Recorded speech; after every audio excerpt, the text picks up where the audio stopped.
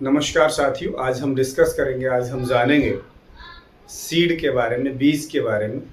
Video शुरू करने से पहले आपसे आग्रह करेंगे, यदि आप हमारे दर्शक हैं, अभी तक चैनल को सब्सक्राइब नहीं किया है तो प्लीज़ चैनल को सब्सक्राइब करें, लाइक करें, शेयर करें। बीज से संबंधित जो भी प्रश्न है, मोस्टली आप प्रीवियस ईयर के जो भी पेपर हैं, एग्जाम पेपर उठा के देखेंगे, एग्रीकल्चर से रिलेटेड जो भी एग्जाम है उसमें 100% एक ना एक प्रश्न जरूर मिलेगा आपको।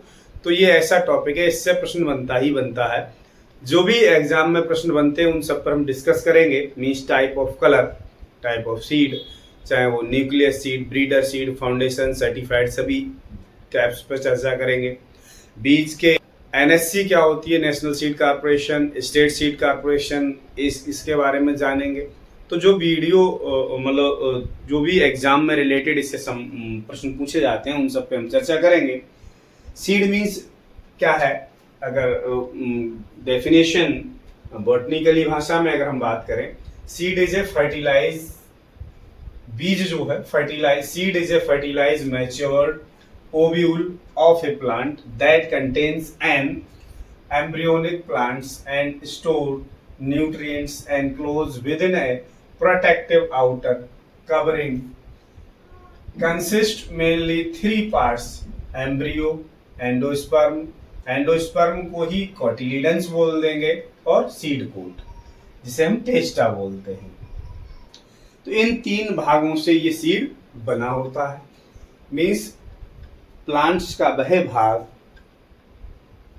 सिंपल भाषा में अगर हम बात करें, पौधे का वह भाग जो अपने जैसे दूसरे पौधे को उगाने की या बनाने की क्षमता रखता है, उसे हम बीज कहते हैं।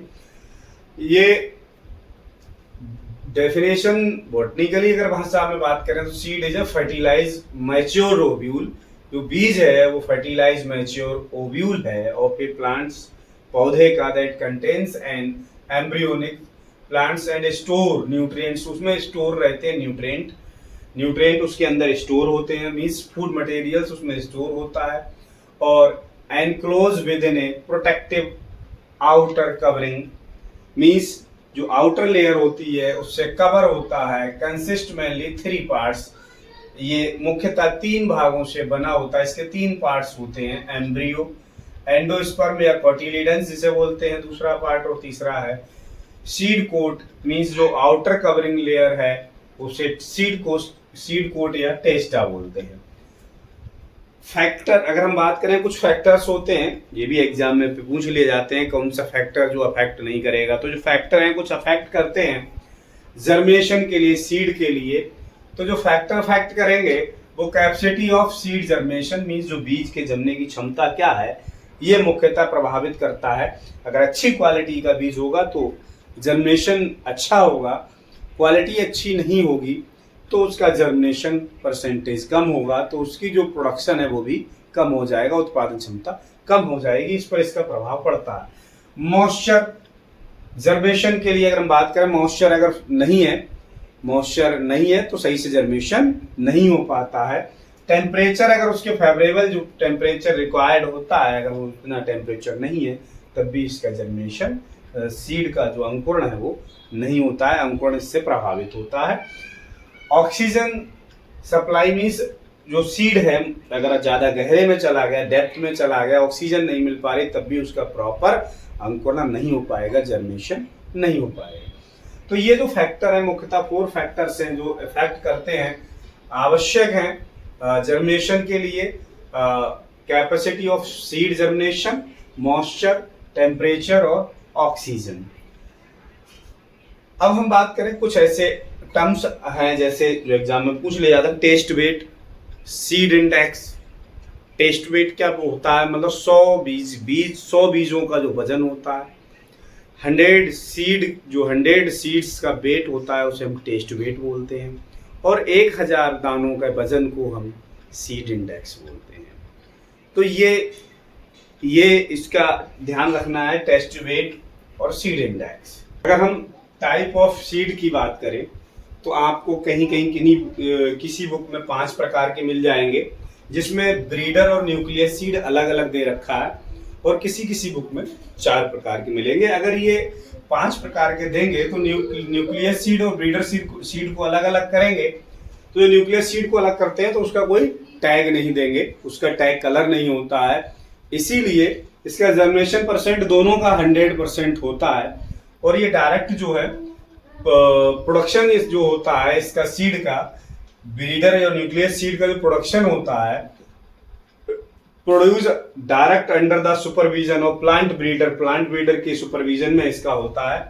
पास all the requirement genetic characters such as genetic value and costly due to the very little in quantity. और ये बहुत ही कॉस्टली होता है क्योंकि ये बहुत ही कम क्वांटिटी में होता है। अगर हम बात करें सबसे महत्वपूर्ण जो प्रश्न है वो इसका टैग कलर है। ब्रीडर सीड का जो टैग का कलर होता है वो गोल्डन या yellow colour, golden yellow colour इसके टैग का कलर होता है। ये प्रश्न पूछा जाता है और पिछली बार ये STA का एग्जाम जो था सीनियर टेक्निकल असिस्टेंट वाला, उसमें ये प्रश्न आया था।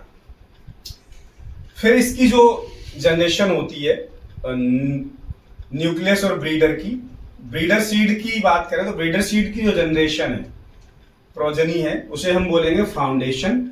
फाउंडेशन सीड जो होता है also known as mother seed, foundation seed को हम मदर सीड, मातृ बीज भी बोलते हैं, मातृ सीड बोलते हैं। इसके टैग का कलर व्हाइट होता है, सफेद होता है। इसका जो टैग होता है, इसका जो टैग लगा होता है इसके बीज बैग पर, वो सफेद कलर का होता है, जिसे हम बोलते हैं फाउंडेशन सीड। ये भी किसानों को अवेलेबल नहीं होता है।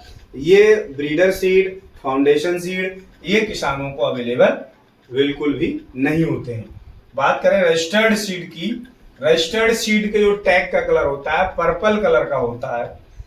रजिस्टर्ड सीड का जो कलर होगा टैग का वो पर्पल होगा। और क्वेश्चन ऐसे भी पूछा जा सकता है कि फाउंडेशन सीड की जो नेक्स्ट जनरेशन है या प्रोजनी है उसे हम क्या कहेंगे, तो इसे रजिस्टर्ड सीड बोलते हैं।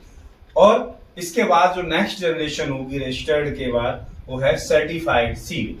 मींस ये जो सर्टिफाइड सीड होता है ये फार्मर्स के लिए अवेलेबल होता है। आप देखेंगे जो बीज हम दुकान से लेके आते हैं वो सर्टिफाइड सीड ही होता है। उसके जो टैग का कलर होता है, उसकी बैग पर जो बीज की जो बैग होती है उस पर आप देखेंगे तो उस पर ब्लू कलर का टैग लगा हुआ होता है। इसके टैग का कलर ब्लू होता है। तो ये फार्मर्स के लिए यही जो मिलता है, जो अवेलेबल होता है फार्मर्स के लिए मिलता है, वो सर्टिफाइड सीड होता है। तो प्रश्न को एग्जामिनर घुमा के पूछ सकता है कि न्यूक्लियस सीड या ब्रीडर सीड को अलग अलग देते हैं तो न्यूक्लियस को ऊपर रखा जाएगा, न्यूक्लियस सीड की प्रोजनी ब्रीडर सीड हो जाएगी, और ब्रीडर सीड की जो प्रोजनी होगी नेक्स्ट जनरेशन होगी वो फाउंडेशन सीड होगी, और फाउंडेशन सीड की जो नेक्स्ट जनरेशन होगी वो रजिस्टर्ड सीड होगी, और रजिस्टर्ड सीड की नेक्स्ट जनरेशन होगी वो सर्टिफाइड सीड होगी। तो किसानों के लिए कई प्रकार से पूछा जा सकता है प्रश्न। किसानों के लिए जो बीज मिलता है वो कौन सा होता है, वो कौन सी प्रोजनी होती है सीड की, तो वो सर्टिफाइड सीड होता है। और जो वैल्यू की बात करें तो इसका जो ब्रीडर सीड और न्यूक्लियस सीड इसका 100% जर्मिनेशन होता है, 100% जर्मिनेशन कैपेसिटी होती है। फाउंडेशन सीड की 99.5% होती है, 99.5% होती है। और इसी तरह से इन सब की जर्मिनेशन कैपेसिटी 99 के आसपास सबकी होती है। हम बात करें एग्जामिनर पूछने के लिए किसी भी तरह से पूछ सकता है तो आपको कंफ्यूज नहीं होना है। NSC की बात करें, नेशनल सीड कारपोरेशन, इसकी स्थापना 1963 में हुई थी, जिसका उद्देश्य है सीड को किसानों के लिए अच्छा क्वालिटी और अच्छी कैपेसिटी वाला सीड उपलब्ध कराना, नेशनल सीड कारपोरेशन।